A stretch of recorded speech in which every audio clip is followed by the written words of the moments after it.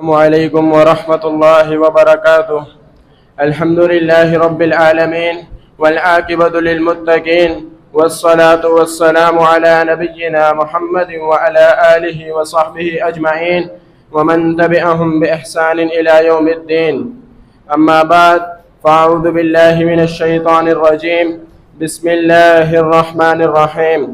قال اللہ تبارک وتعالی فی القرآن المجید والفرقان الحمید، وما أمروا إلا ليعبدوا الله مخلصين له الدين حنفاء ويقيموا الصلاة ويؤتوا الزكاة وذلك دين القيمة۔ وقال النبي صلى الله عليه وسلم إن الله لا ينظر إلى صوركم وأموالكم ولكن ينظر إلى قلوبكم وأعمالكم۔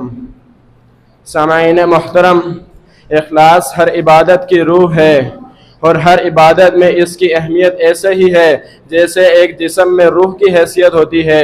جس طرح جسم بغیر روح کے زندہ نہیں رہ سکتا، مردہ ہو جاتا ہے، اسی طرح عبادت بھی بغیر اخلاص کے مردہ ہو جاتی ہے، اور اخلاص کا تعلق دل سے ہوتا ہے۔ اس لیے اللہ تبارک و تعالی بھی انسانوں کے دلوں کی طرف دیکھتا ہے۔ سیدنا ابو ہریرہ رضی اللہ تعالی عنہ بیان کرتے ہیں کہ آپ علیہ السلام نے ارشاد فرمایا، ان اللہ لا ينظر الى صورکم واموالکم ولكن ينظر الى قلوبکم واعمالکم۔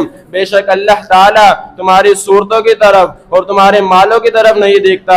اگر اللہ تعالیٰ کسی چیز کی طرف دیکھتا ہے تو وہ تمہارے دلوں کی طرف دیکھتا ہے، تمہارے اعمالوں کی طرف دیکھتا ہے۔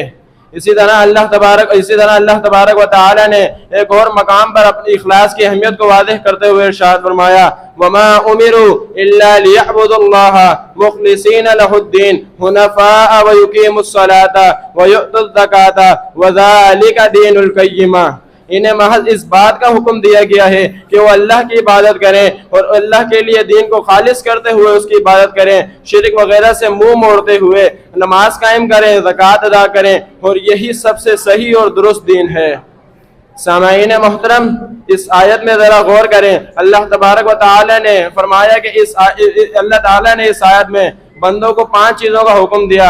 پہلا یہ کہ وہ نماز ادا کریں، اور دوسرا یہ کہ اللہ کے دین کو اس کے لیے خالص کرتے ہوئے اس کی عبادت کریں۔